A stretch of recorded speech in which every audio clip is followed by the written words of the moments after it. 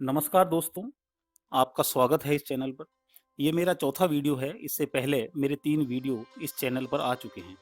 इस पेज का उद्देश्य आध्यात्मिकता के गूढ़ विषयों को सरल भाषा में आप तक पहुंचाना है। जिन लोगों ने पहले के तीनों वीडियो देखे व पसंद करे, उनका हार्दिक धन्यवाद। और जिन्होंने पहले के वीडियो नहीं देखे हैं, उनसे प्रार्थना है कि वे उन्हें भी देखें। उन वीडियोज़ में सुख और प्रसन्नता की सरल भाषा में विवेचना की गई है। अगर मेरे वीडियोज़ आपको पसंद आ रहे हैं, तो चैनल सब्सक्राइब करें, शेयर करें तथा कमेंट भी करें, ताकि भविष्य में आने वाले विषयों पर भी प्रोत्साहन मिल सके। दोस्तों, आज के इस वीडियो का विषय है गीता का ज्ञान और युद्ध भूमि में संबंध। भगवान श्री कृष्ण विष्णु भगवान के अवतार थे और अर्जुन भी एक पुण्यात्मा थे, तभी उन्हें गीता के ज्ञान के लिए चुना गया था। पिछले जन्म में श्री कृष्ण तथा अर्जुन नर तथा नारायण रूप में आए थे तथा दंभोभद्वा नाम के दानव का वध किया था। श्री कृष्ण तथा अर्जुन दोनों इस जन्म में गुरु और शिष्य के रूप में भी आ सकते थे। गुरु और शिष्य तो वैसे वो थे ही, परंतु गुरु और शिष्य के रूप में आने पर एक आश्रम में शांति पूर्वक बैठकर गीता का उपदेश दिया जा सकता था, परंतु ऐसा नहीं हुआ। भगवान ने युद्ध भूमि को इस महान उपदेश के लिए चुना। इसका एक अति महत्वपूर्ण कारण है। हम थोड़ा ध्यान देकर इस बात को समझें कि मानव जीवन में युद्ध से बड़ी भीषण स्थिति कोई और हो ही नहीं सकती। युद्ध भी किसी अपरिचित शत्रु के साथ नहीं, अपने ही नाते रिश्तेदार, संबंधी और मित्रगणों के साथ। अर्जुन की स्थिति से हम अपने जीवन की समस्याओं की तुलना करेंगे तो पाएंगे कि हमारी समस्याएं अर्जुन की समस्याओं के आगे गौण हैं, बहुत छोटी हैं। अर्जुन के सामने जो परिस्थिति थी, उससे भीषण कोई परिस्थिति हो सकती है क्या? अर्जुन को युद्ध में अपने पितामह, गुरु, मित्र, संबंधी सभी पर वार करना था, तीर चलाना था। दोस्तों, हमारा संसार हमारे परिवार के सदस्य, संबंधी, नाते रिश्तेदार तथा मित्र ही तो होते हैं। यदि किसी युद्ध में विजय प्राप्त करने के लिए हमें अपने पूरे परिवार की, पूरे संसार की आहुति देनी हो, तो हम भी उस युद्ध में खड़े होने का साहस शायद न कर पाएं। भगवान ने इस कठिन परिस्थिति में भी अर्जुन को कल्याण का मार्ग दिखला दिया। इससे हमें ज्ञात होता है कि विषम से विषम परिस्थिति में भी हमारे सामने 2 मार्ग सदैव खुले रहते हैं, एक सत्य का, कल्याण का, और दूसरा रास्ता जो सही नहीं है, जिस पर चलकर हमारा कल्याण नहीं हो पाएगा। दोस्तों, कर्म योग के अनुसार हमारे पुराने कर्म कभी भी नए कर्मों को जन्म नहीं देते हैं। हमारे द्वारा किए गए कर्म केवल अनुकूल और प्रतिकूल परिस्थितियों को ही जन्म दे सकते हैं। दोनों ही स्थिति में हमारे समक्ष दोनों मार्ग खुले रहते हैं। मानव कर्म करने के लिए स्वतंत्र है। कर्मण्येवाधिकारस्ते मा फलेषु कदाचन। मनुष्य का कर्म करने पर ही अधिकार है, फल पर नहीं। दोस्तों, हमारा ये शरीर रूपी रथ भी भगवान द्वारा सारथी बनकर ही चलाया जाता है। स्वयं भगवान श्री कृष्ण हमारे इस शरीर रूपी रथ के सारथी हैं। हमारी इंद्रियां इस रथ के घोड़े हैं तथा हमारा शत्रु अज्ञान और अहंकार है।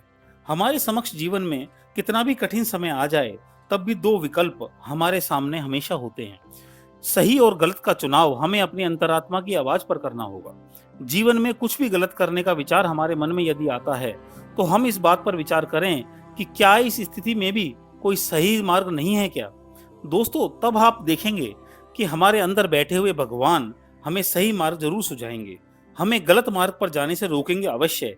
यही वह समय होगा जब हम अर्जुन की भांति भगवान के शरणागति हो जाएं तथा सही मार्ग पर चलें। दुर्योधन की भांति व्यवहार ना करें। साक्षात भगवान के सम्मुख होने पर भी दुर्योधन अपने अहंकार और कामना के कारण उन्होंने भगवान की अवहेलना करी। परिणाम हम सब भली भांति जानते हैं। महाभारत के युद्ध में भी भगवान श्री कृष्ण ने अंतिम अवसर तक दुर्योधन को सही मार्ग पर लाने का प्रयास किया था। धृतराष्ट्र की सभा में भगवान कृष्ण अपना संधि प्रस्ताव लेकर गए थे। इस दृश्य को राष्ट्रीय कवि रामधारी सिंह दिनकर ने अपनी कविता रश्मि रथी में बहुत ही सुंदरता से वर्णित किया है। उसी कविता की कुछ पंक्तियां यहां पर प्रासंगिक हैं। मैत्री की राह बताने को, सबको सुमार्ग पर लाने को, दुर्योधन को समझाने को, भीष्म विध्वंस बचाने को, भगवान हस्तिनापुर आए, पांडव का संदेशा लाए। दो न्याय अगर तो आधा दो, पर इसमें भी यदि बाधा हो, तो दे दो केवल 5 ग्राम, रखो अपनी धरती तमाम, हम वही खुशी से खाएंगे, परिजन पर असी न उठाएंगे। दुर्योधन वह भी दे न सका, दुर्योधन वह भी दे न सका, आशीष समाज की ले न सका।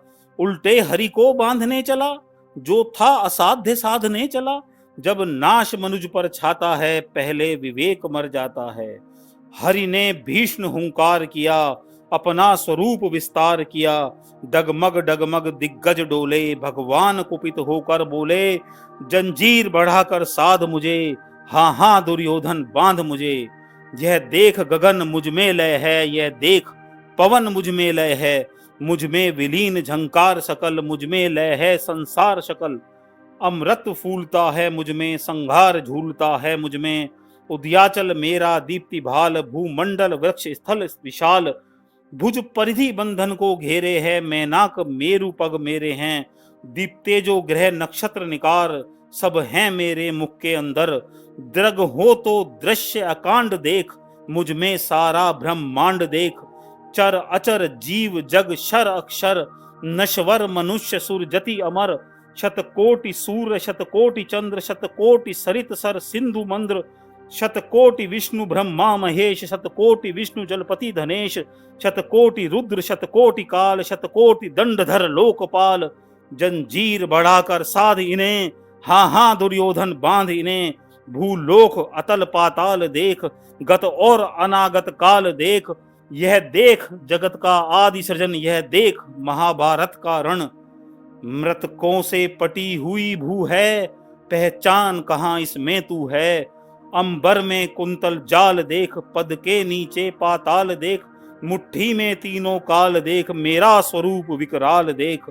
सब जन्म मुझी से पाते हैं, फिर लौट मुझी में आते हैं। जिह्वा से करती ज्वाल सघन, सांसों में पाता जन्म पवन। पड़ जाती मेरी दृष्टि जिधर, हंसने लगती है सृष्टि उधर।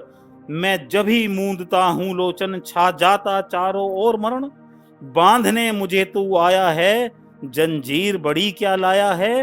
वायश्रगाल सुख लूटेंगे, सौभाग्य मनुज के फूटेंगे। आखिर तू भूषाई होगा, हिंसा का परदाई होगा। थी सभा सन्न सब लोग डरे, चुप थे या थे बेहोश पड़े। केवल 2 नर ना आघाते थे, धृतराष्ट्र विदुर सुख पाते थे। कर जोर खड़े प्रभु दित निर्भय, दोनों पुकार थे जय जय। दोस्तों, कविता की इन पंक्तियों से हमें ये सीख मिलती है कि हमारा कल्याण तभी संभव है जब हम भगवान के सम्मुख आने पर उनके शरणागति हो जाएं। जब हम भगवान के शरणागति हो जाते हैं तथा गुरु रूप में उनसे प्रार्थना करते हैं कि हमें सद्मार्ग दिखाएं, तभी भगवान सहायता का हेतु बन सकते हैं। दुर्योधन के सम्मुख भगवान स्वयं साक्षात प्रकट थे, लेकिन अपने अहंकार और कामना के कारण दुर्योधन उनके कहे हुए वचनों को समझ नहीं पाया, और इसका परिणाम आप सबको भली भांति ही पता है।